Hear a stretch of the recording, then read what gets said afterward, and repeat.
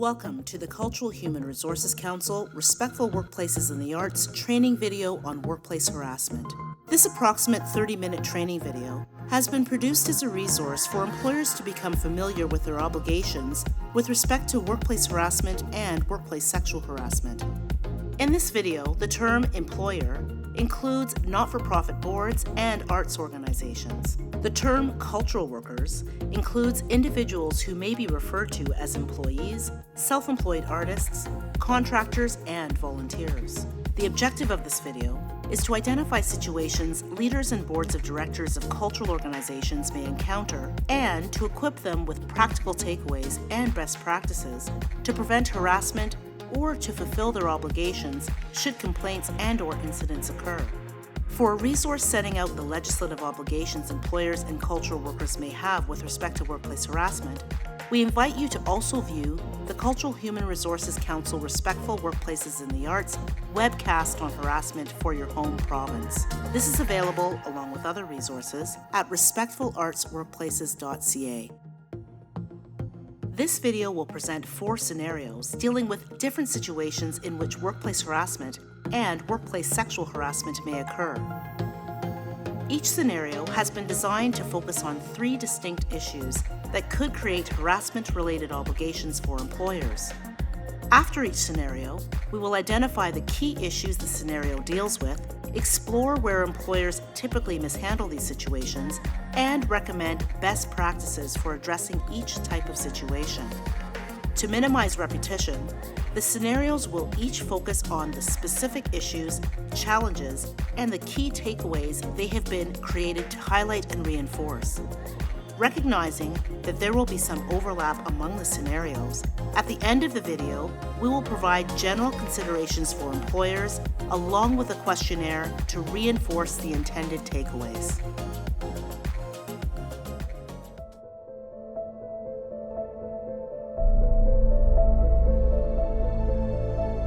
Selena, the lead actress in a new production, has asked to meet with Gina, the creative director. Selena describes how Brad, the lead actor in the production, has been making her feel uncomfortable when they perform a particular scene that requires the actors to embrace, because he always trails his hand from her shoulder down her back and lingers on her butt. Selena has told Brad, in front of Jim, the stage manager, that there's no reason for Brad to be doing that, as it's not in the script and it makes her uncomfortable. Brad's response is that he gets wrapped up in the heat of the moment, and it's his creative liberty to feel and act passionately during the scene. Selena tells Gina she dreads having to rehearse this scene, as she feels Brad is crossing the line, and his behavior makes her feel vulnerable. Selena asks Gina not to tell Brad, who is very prominent in the industry, that she has complained. This scenario illustrates a situation that could lead to a sexual harassment allegation made by Selena against Brad. The key issues in the scenario include work that involves touch or contact, bystander observation of an incident, and agreeing to keep a complaint confidential. Common pitfalls. Work that involves touch or contact. Certain types of work, such as intimate acting scenes, dance, and stunt work, can create situations that are susceptible to complaints that an individual has violated appropriate and required boundaries. Employers often mishandle these situations by failing to set expectations from the outset through communication of work or performance expectations, for example in writing through contracts, policies, or codes of conduct, or through assistance of external expertise such as intimacy coordinators. These proactive measures can prevent situations, such as in the scenario where Brad is going beyond what is required of the scene and expected by his co-actor, Selena. Bystander observation of an incident. Situations similar to Scenario 1 are commonly not addressed appropriately because the employer has failed to communicate the expectation that observers should report incidents that could involve harassment. Employers often do not equip bystanders with practical means to report incidents of harassment, which is important because bystanders often don't want to be labeled as snitches or don't want to experience retaliation for reporting an observed incident. In this scenario, Jim, the stage manager, has likely observed Brad's conduct when the scene was rehearsed and performed, and certainly observed the complaint raised by Selena directly to Brad. However, Jim does nothing to escalate or assist with resolving Selena's concerns. Agreeing to keep a complaint confidential. Given that victims of harassment are often fearful of retaliation or of losing future opportunities, it's not uncommon for complainants like Selena to request that their concerns are not escalated or brought to the attention of the alleged harasser.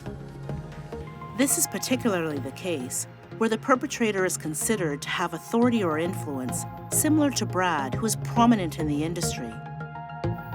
If Gina agrees to keep the complaint confidential, this creates potential liability for the organization, as it could fail to meet its legal obligation to respond to the situation, which could include an obligation to investigate. Preventative strategies and best practices. To address issues and potential liabilities identified in Scenario 1, cultural organizations should consider the following preventative strategies and best practices. Communicate boundaries and expectations of work, projects, and engagements up front. This can be achieved through contracts, codes of conduct, policies, and performance discussions, such as table reads or facilitation by intimacy coordinators where appropriate. Organizations may also leverage external policies, conduct protocols, and performance guidelines that may exist, such as those established by unions, guilds, and associations. Implement practical means for bystanders to report observed incidents that could involve harassment or sexual harassment. This could be achieved through direct communication using written forms, electronic means, or hotlines, which can also be administered through third-party agencies providing these services. Guidelines should be communicated regarding the details that bystanders should report, that is, the who, what, where, and when related to an incident, to ensure organizations can fully and appropriately respond. Also, make bystander reporting an expectation, which is particularly feasible where it can be established that bystanders also have obligations to reduce workplace harassment risks from a health and safety perspective. Communicate through policies, procedures, and programs that complaints and incidents of harassment cannot be maintained in confidence in any circumstance. The organization should make it clear how individuals can bring and escalate harassment complaints. For example, communicating that complaints can be directly made to the organization or through the individual's union or guild where applicable. There should also be recourse through external complaint mechanisms where a complaint is against a person in authority or where it cannot be investigated impartially because of the alleged perpetrator's role or influence. External recourse may be particularly important for non-unionized individuals.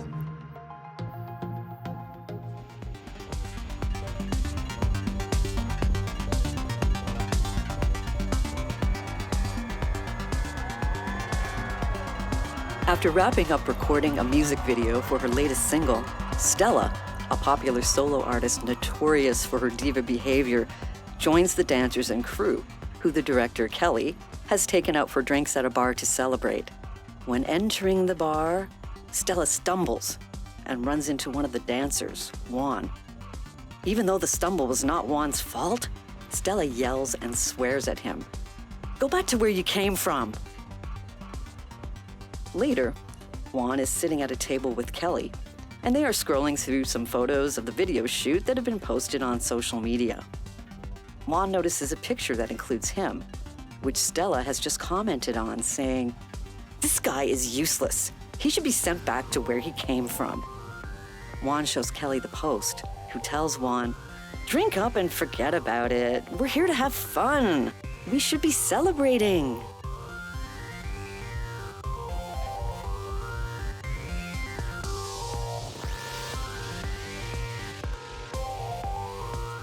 This scenario illustrates a situation that could lead to a harassment allegation made by Juan. Juan could specifically claim that Stella's behavior constitutes discriminatory harassment, including based on his race, ethnicity, or place of origin, and bullying, including cyberbullying. Scenario 2 involves the following issues: tolerance of regular misconduct by prominent individuals, what constitutes the workplace, and taking complaints and incidents seriously. Common pitfalls: tolerance of regular misconduct by prominent individuals. It's not uncommon for individuals, like Stella, to become well known for routinely mistreating others based on their self-perception of prestige within the industry. It's also not uncommon for organizations to fail to recognize that this conduct could fall within the definitions of harassment or bullying. Leaders or boards of directors may tolerate or enable this behavior so that it becomes accepted and expected. Examples could be an overly aggressive agent, a diva performer like Stella, an unreasonably demanding choreographer, or a threatening donor attempting to leverage its financial influence over a production. What constitutes the workplace? Leaders may also mishandle situations like the one depicted in Scenario 2 by not recognizing that the setting where the offensive misconduct occurs is the workplace, which triggers their obligations to respond appropriately. Kelly's dismissiveness when Juan shows her Stella's offensive post, based on her assertion that they're there to have fun, may be motivated by her misunderstanding that the bar where the rap party is being held is a workplace for the performers of the video shoot. Because the rap party was organized at the bar by Kelly, the rap party would be considered an employer-sponsored event, and any harassing behavior that occurs there could constitute workplace harassment as a result. Taking complaints and incidents seriously. A further way employers commonly mishandle situations like Scenario 2 is by not taking a complaint or incident seriously.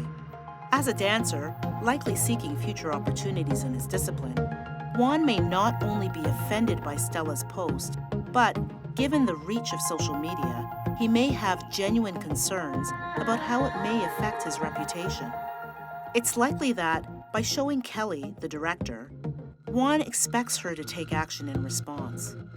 Kelly may not appreciate that the social media post constitutes cyberbullying and triggers the employer's obligation to provide protections against and respond appropriately to this type of misconduct. Kelly's cavalier response not only creates liability for her organization and potentially herself, as she's not taking steps to meet obligations to address incidents of harassment, it also undermines the perception that the organization takes misconduct of this nature seriously. Kelly also could potentially make the situation worse by encouraging Juan to just drink up and forget about the incident. It is possible that Juan's consumption of alcohol may not cause him to forget about it. Rather, if he continues to be upset and loses inhibitions, he could escalate matters against Stella and/or others during the event, which, in light of Kelly's inadequate response, could increase the exposures to liability in this situation. Preventative strategies and best practices. To address the potential issues and liabilities identified in Scenario 2, cultural organizations should consider the following preventative strategies and best practices.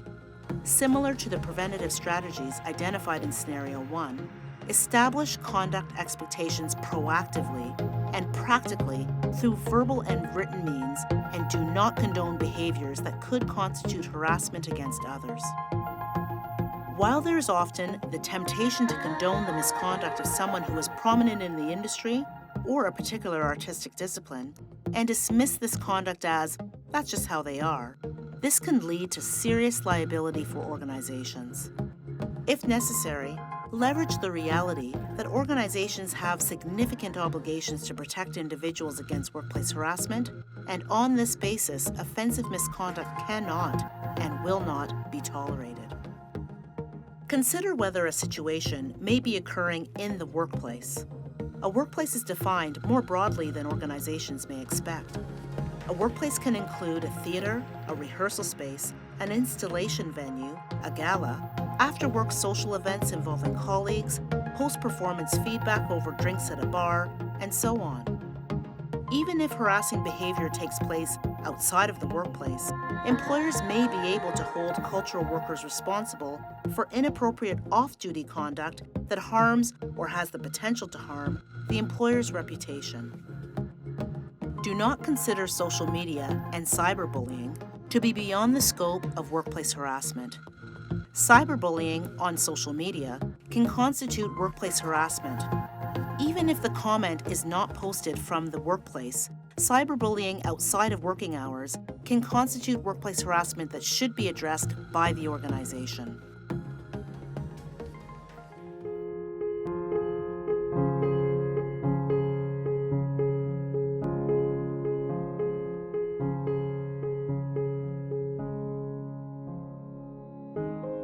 Claude is an assistant curator at a gallery overseeing the installation of paintings for a show that is set to open the next day.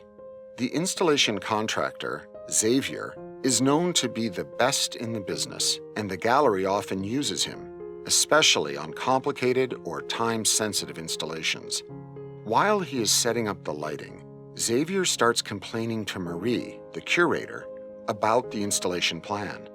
Claude overhears Xavier and walks over to explain the vision for the show. Xavier responds by calling the installation plan weak and states that Claude must be gay. Marie is standing nearby and hears their conversation, but does not intervene because of the pressure to make sure the show is ready to open the next day. Scenario 3 illustrates a situation that could result in Claude complaining of harassment, including discriminatory harassment, against Xavier. The key issues in this scenario include liability created by third-party contractors, condonation of misconduct by the employer, and incidents which occur under performance or deadline pressures. Common pitfalls. Liability created by third-party contractors. Employers may be aware of their obligations to protect their cultural workers against harassment perpetrated by third parties. However, employers may not realize that discriminatory harassment, meaning harassment that can be connected to protected grounds under human rights legislation, can be committed by third parties. It does not have to involve individuals employed by the same employer. In this scenario, Xavier, the third-party contractor, has exposed the gallery to liability by his discriminatory treatment of Claude, including by criticizing the installation plan on the basis that it is weak and Claude must be gay. The Supreme Court of Canada has found that in certain circumstances, organizations can be liable for violations of human rights legislation by non-cultural workers, such as contractors, where discrimination, including discriminatory harassment, has a sufficient connection to the employment context. Further, employers' responsibilities to protect the safety of their workers extends to protecting them from individuals who are not workers, such as contractors, patrons, donors, and other non-cultural workers. Condonation of misconduct by the employer. In this scenario, Marie has a direct obligation to address the contractor's misconduct against Claude, who reports to her. Marie's inaction, having observed the incident firsthand, increases the organization's potential liability in the situation, as she could be considered to have condoned this misconduct. Also, her inaction and apparent tolerance of the contractor's behavior could undermine any existing employer policies related to harassment and discrimination, and could create the perception that the organization does not take this type of misconduct and its obligations seriously. incidents which occur under performance or deadline pressures. Time pressures to get the job done quickly, or where it's felt the show must go on, can lead employers to mishandle complaints or incidents of harassment. In this scenario, the pressure on Marie to ensure the show is ready to open the next day likely motivates her to ignore the contractor's behavior towards Claude. This may be because Marie, like many others in positions of authority, has not been trained on how to respond to this type of misconduct when under performance or deadline pressures. Preventative strategies and best practices. To address the potential issues and liabilities identified in Scenario 3, cultural organizations should consider the following preventative strategies and best practices. Establish conduct expectations and ensure they apply to everyone at all times. Where contractors' services are connected to the workplace, organizations should set conduct expectations up front, either verbally or ideally in writing, such as in the terms of the contractor's services agreement. Organizations can leverage their responsibilities to protect individuals in the workplace as justification for these terms, and the consequences for violating conduct expectations should be clearly stipulated. For example, it could be stipulated that violations could result in the termination of the service contract. Do not condone misconduct perpetrated by contractors. When misconduct occurs, it should be immediately addressed, even if by initially communicating that it is unacceptable and advising that it will be addressed fully at the first opportunity. In no case should ongoing misconduct be tolerated based on the contractor's reputation in the industry or because this contractor is the known go-to resource. Take all possible measures to protect cultural workers from ongoing harassment risks. Where job time pressures exist or where misconduct occurs during performances, measures should be taken to minimize the impact of the conduct, and, when feasible, organizations should make a full response to the incident, including conducting an investigation as may be required. For example, in the scenario we just explored, the curator could separate the contractor and assistant curator and then address the issue thoroughly at the first opportunity.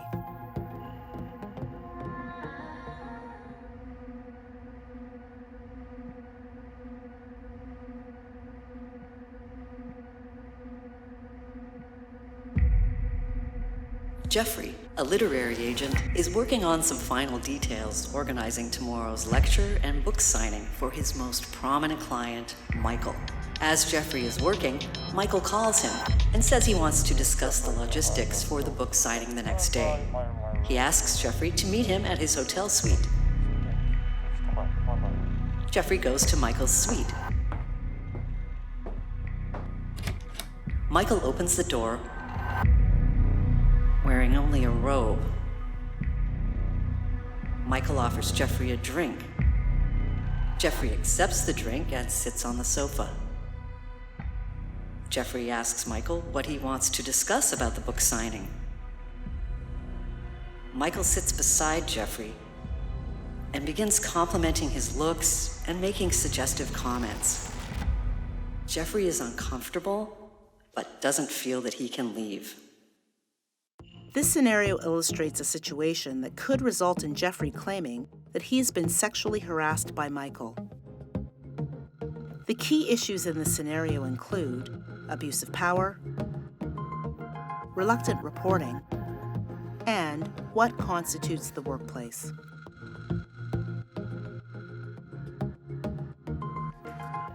Common pitfalls. Abuse of power. While Michael is Jeffrey's client, given that Michael is likely aware that he is Jeffrey's most prominent client, Michael may perceive that he has power over Jeffrey in this situation. Unfortunately, certain people who may feel they wield power and/or influence over others may exploit others by abusing their power or authority over them, sometimes promising or implying a benefit or advantage will be extended in exchange for their acceptance of the misconduct. Individuals starting their careers or who are avidly seeking opportunities to fulfill their dreams may be vulnerable to this abuse of power type of misconduct. Reluctant reporting. Perpetrators of this misconduct are typically aware that, like Jeffrey, the victim of any unwelcome conduct may be reluctant to complain or assert their rights.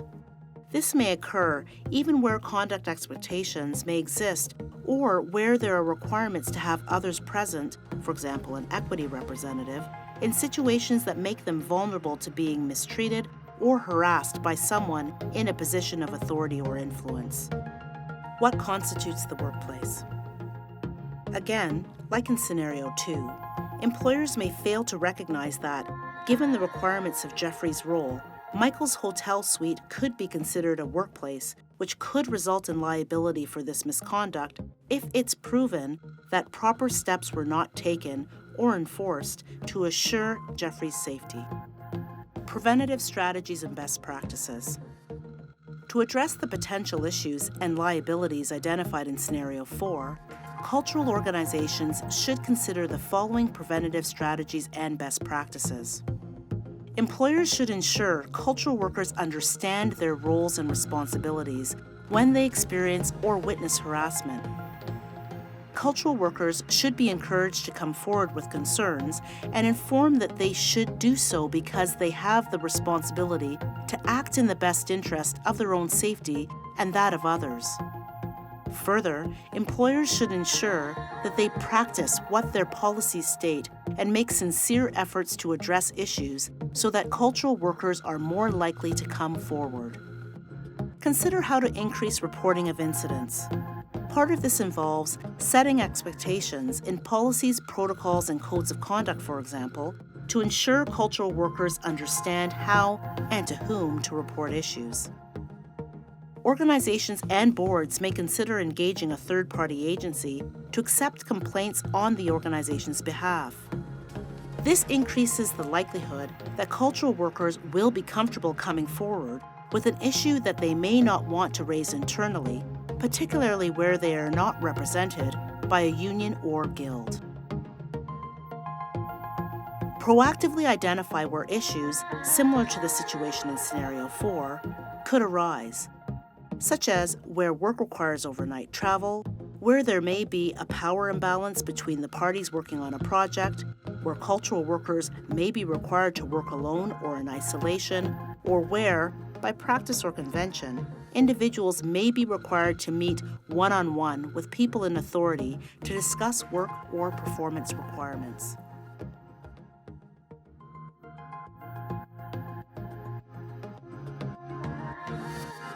Workplace harassment has become increasingly challenging and risky for organizations to navigate.